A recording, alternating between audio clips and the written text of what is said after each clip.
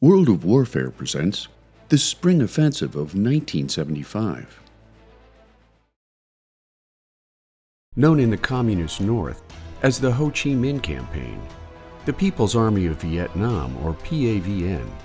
began their spring offensive into the South on May 10, 1975, capturing the key Central Highland city of Buôn Ma Thuột by March 18th, in a preemptive push south in advance of a second offensive planned for early 1976. Instead, American and South Vietnamese military leaders quickly ascertained that they were no longer capable of defending the entirety of South Vietnam, leading to a pullback from the Central Highlands that caused civilian refugees to come under fire as they fled a lone highway toward the coast. From a combatant standpoint, a well-led and aggressive PAVN took advantage of the South's failing command and control, leading to the all-out rout and destruction of the majority of South Vietnamese forces in the highlands. In response to the pullback and rout,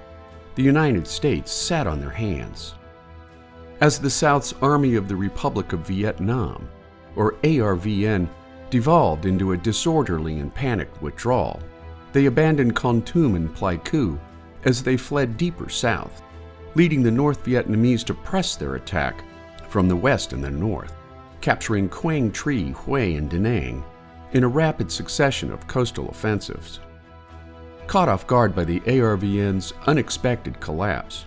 North Vietnamese military leaders transferred the bulk of its northern troops more than 350 miles to the south in an all-out push to win the war in time for a posthumous celebration of Ho Chi Minh's birthday. In response, splintered South Vietnamese forces regrouped in defense of the capital, despite a near-total collapse of political and military will from top South Vietnamese leaders. After North Vietnamese forces captured Tan Son Airport on April 28th, a day later, the order came down to evacuate American nationals and South Vietnamese sympathizers, who were airlifted from the walled American embassy compound to the American aircraft carriers Hancock and Midway, waiting some 40 miles offshore, ferried by a dedicated task force of some 80 American helicopters. On April 30th, as the last U.S. Marines took to the rooftop of the embassy in hopes of their own Hail Mary evacuation,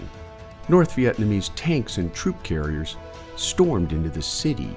leading to the fall of Saigon and a long overdue end to the Vietnam War.